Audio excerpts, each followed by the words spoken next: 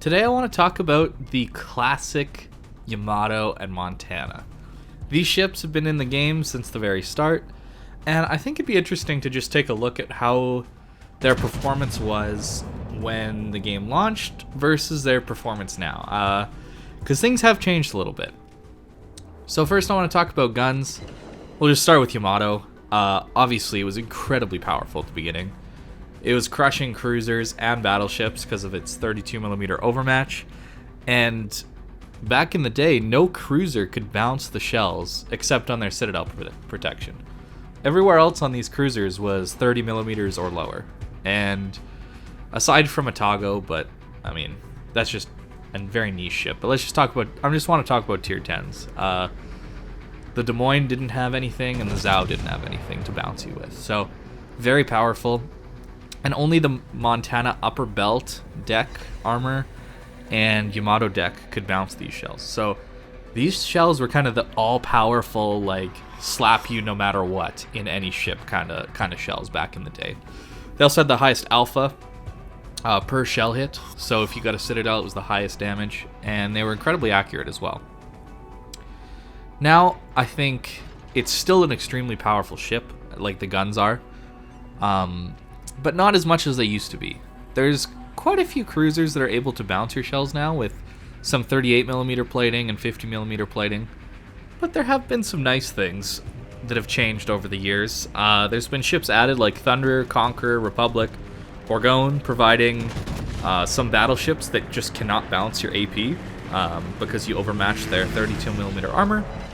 But there's also been ships added like GK and Kremlin that are basically impossible to overmatch for a Yamato. So, bit of a wash there, but it is something to note that there have been some things added that are pretty easy for the Yamato guns to shoot at. The bigger issue, though, is that Shikishima, Thunder, and American 457mm guns now have more alpha per shell than Yamato. So that niche is just totally gone for the Yamato. And the Kremlin and Republic are basically the same as Yamato, just like a few hundred less. And most battleships at this tier also have the ability to overmatch 30mm cruiser plating. That's 430mm guns and up, removing further some of the Yamato niche, I think. The other thing is Thunder has just the best dispersion in the game as far as battleships are concerned, and Republic actually has way better vertical dispersion than any other battleship, so that makes it better when things are broadside or close to broadside. Also, the other thing to note is Yamato has a way longer reload than a lot of these new battleships as well, at 30 seconds, compared to, you know, the potential to get 22, 21 seconds, even 19 seconds on Republic, that kind of thing. So the Yamato guns are not the all-powerful gun that they used to be when the game launched, but the 32mm of overmatch will always be relevant. But the long reload, poor vertical dispersion, and other ships with the ability to overmatch cruisers make this ship a lot less unique, and often there's a better choice to Yamato for random battles or even competitive type scenarios. Now, Montana is a ship that has changed a lot. In 2015, you would crush basically every cruiser at any angle because people couldn't bounce your shells, because Des Moines had 25 or 27mm of armor plating, and Zhao was the only one with 30mm of plating. So you would be a menace to cruisers. Cruisers were scared of you because you had 12 guns, and sure, your dispersion was a little bit worse than Yamato's, but it wasn't like that much worse. And you had 12 guns, which was incredibly devastating, especially if people went broadside. That was the other thing, is going broadside was just a ticket to back to port if you were broadside to a Montana back in the day.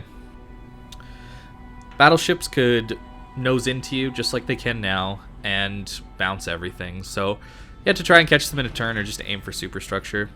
Citadels, though, were a lot higher back in the day for battleships specifically, much more like Yamato currently is. If you go and look at Montana's armor viewer, just look at the broadside belt armor that's all red. Now imagine that's a citadel. That's what things used to be like. And that was really, really, really good for a ship like Montana, because anytime battleships, or even cruisers, obviously, but anytime battleships would give broadside, they would just get slapped for oftentimes half to 3/4 of their health. It was incredible. The problem now, though, is that the guns really struggle. They're still pretty good against broadside ships, but angling drastically reduces their effectiveness. The biggest issue is that most cruisers have 30 millimeters of plating now, since the IFHE change and just adding new ships giving them 30 millimeters of plating on their cruisers. So even a ship like Des Moines, who you originally would just destroy anytime it was caught out, now can just auto bounce your shells as long as they're at a reasonable angle. Guns are still about as effective against battleships. Lowering of citadels over time has made the guns less effective when battleships give full broadside, but it feels like things have changed to the point where you can deal more damage to battleship superstructures for whatever reason. That might just be something I've noticed since I've gotten better at the game and been targeting different points of the ship, but they do feel a little bit weaker overall against battleships, just due to that citadel change. And the other big problem is you used to have the biggest broadside alpha if you used all your guns, but now you don't even have that anymore because Vermont's in the game, and Vermont does that while being able to overmatch the 30 millimeters of armor. So Montana guns have been power crept pretty hard, I would say. Now to talk about armor and survivability of these two ships, let's talk about Yamato to start again. It's pretty similar to right now is what the ship was like back in the day. The cheeks obviously made you incredibly vulnerable in a close range fight with enemy battleships and even some cruisers. And the raised citadel really made it so that, like now, if you give broadside to a battleship at pretty close range to medium range, you're going to get hit really, really, really hard. The upper belt, bow and stern meant that other Yamatos would rip right through you, no matter what angle. The 50mm deck, though, let you shatter all cruiser HE back in the day. And, but the upper belt, being 32mm of armor, could be penned by heavy cruiser HE, as well as overmatched, by ships like Yamato. Back in the day, it had the best torpedo belt in the game because it was massive. It covered most of the ship, and obviously still had the crazy percentage reduction that it has now, which I believe is 56, if I'm remembering correctly. I actually don't have it in front of me, but it's very, very, very good. Now, however, similar weaknesses remain, but there's more danger in the game. Thunder Conqueror hit you for 10k plus damage and fires at any range and any angle. There's a few cruisers now that are able to pen 50mm and maybe even 60mm depending on their skills with their HE shells, negating most of your armor advantage. These high DPM light cruisers are now in the game with IFHE, are able to pen 32mm. Even German destroyers now can pen 32mm with HE, so your armor is nowhere near what it used to be. And the other issue is the torpedo belt has been shortened. Ever since they updated the model to look more like Musashi or whatever, the torpedo belt for some reason just was cut back on front and back. It used to cover more than the turrets, and now it no longer covers the two extremity turrets, which is a huge, huge, huge nerf. Because you're way worse against torpedoes now, because they often will deal full damage into your nose or your stern. Overall, I'd say the ship has felt more and more fragile over time, relegating it to more backline sniping and very little tanking duties like it used to. Due to more long-range, high DPM HE spam that ignores your armor, and the reduced protection from torpedoes means that you just kind of have to stay near the back these days. Now, on to Montana. In 2015, Montana was a very tanky battleship as long as you knew how to angle. The 38mm upper belt and deck meant you could bounce Yamato AP if you angled well, and also shattered all cruiser HE, which was great. It had pretty good but not amazing torpedo protection, similar size but not as big of a percentage as Yamato, but the big thing was it had a gigantic citadel. which meant giving broadside was very, very bad idea. And it allowed Yamato to bow Citadel you at close ranges, and it made it really easy to do just because of how big the Citadel was. It was a ship that was really tanky when angled, and pretty vulnerable when it gave broadside, which is a design I actually really, really like. Now, though, the Citadel has been lowered, but high pen, high DPM ships that ignore your armor with their HE basically mean you're actually less tanky than you used to be. There's a lot of ships that can pen 38mm armor now with HE these days, and have a lot of range in DPM. The Conqueror Thunderer comment applies to Montana as well, but Montana doesn't have the ability to overmatch a Thunderer or a Conqueror back, so it's not like that you're both trading massive alpha back and forth. The Conqueror and Thunder are just dunking on you as a Montana, and there's not much you can really do about it. The Citadel being lowered makes it less risky to turn broadside at medium ranges. You can even sometimes get away with it at close range, but this is not very good game design in my opinion, because it just lets you get away with playing badly. But overall, I'd say Montana feels similar in tankiness to before. It's better versus AP now, but worse versus HE. The buffs have made it feel like a decent option when you need to tank, but the weakness to HE means you often end up playing farther back now due to that overwhelming pressure. Now, just to briefly touch on maneuverability, it hasn't really changed that much. They're both big, giant, sluggish battleships, which means it's pretty easy to hit you. And over time, because of the increases in DPM and pen and fire chance, means that you need to play farther back if you want to hope to avoid some of that high explosive pressure, for sure. You need to play a lot farther back. To talk about concealment, too, briefly, hasn't really changed much. You know, there was that slight concealment nerf when they changed concealment to be a flat 10% instead of being slightly more for the bigger ships. I think it was like 12% for battleships. But the meta has been the big thing that has changed around these ships, for sure. There's a lot more stealthy battleships compared to these two. Thunderer, Conqueror, I believe, get around 12 kilometers concealment, which is pretty crazy considering these ones are around 14. It's a pretty large difference, especially considering Thunderer's gun power.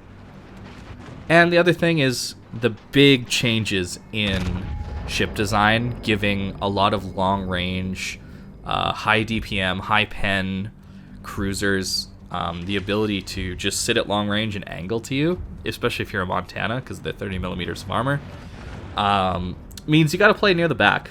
Because if you get caught bow in or pushing in, you're going to get killed, even from pretty high HP.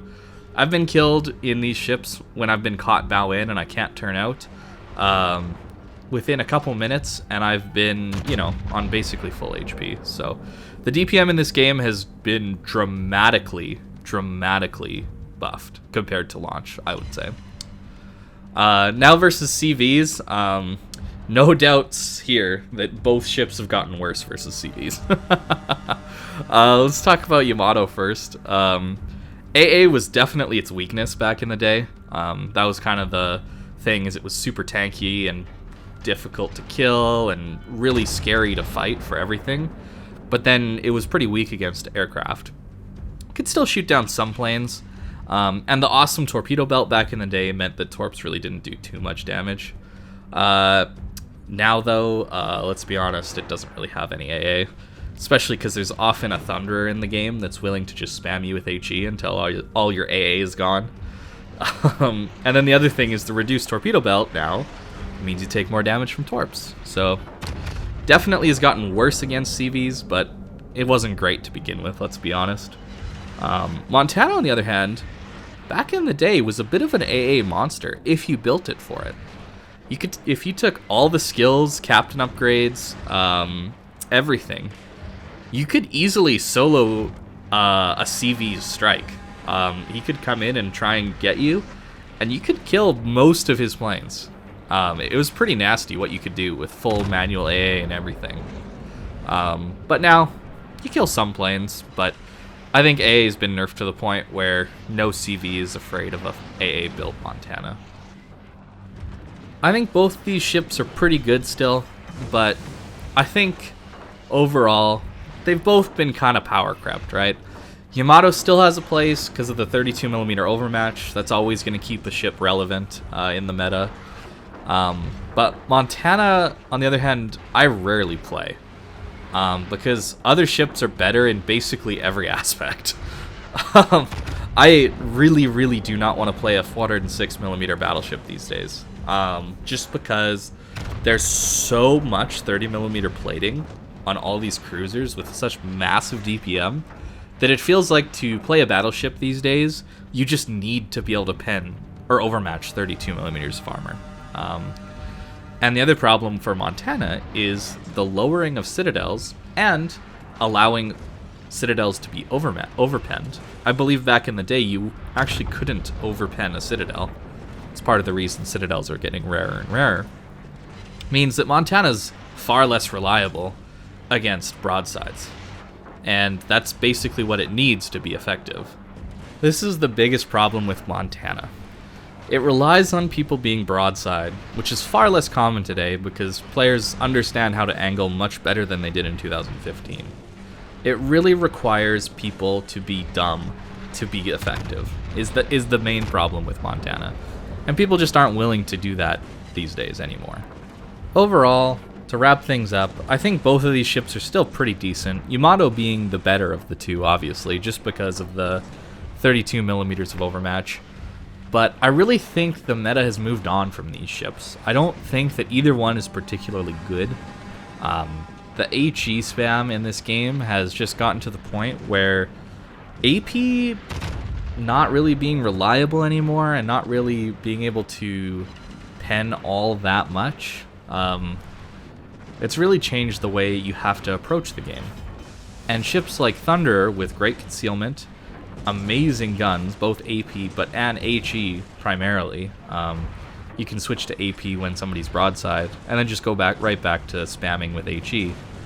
I really do believe that those changes have almost obsoleted these ships. Like, what's the point in playing Yamato or Montana anymore when you can play a Thunderer? I mean, I don't play Thunderer personally because I just dislike the design of the ship and just spamming HE all the time. But if you want to get the most damage, obviously the play is to pick Thunderer. But I don't know. I think Montana could maybe use a small buff. Maybe giving it some Des Moines auto pounce angles on the AP. Huh? Anyways, that's been my kind of look back at the classic battleships around 5 years later. I hope you enjoyed it, and I hope you have a great day.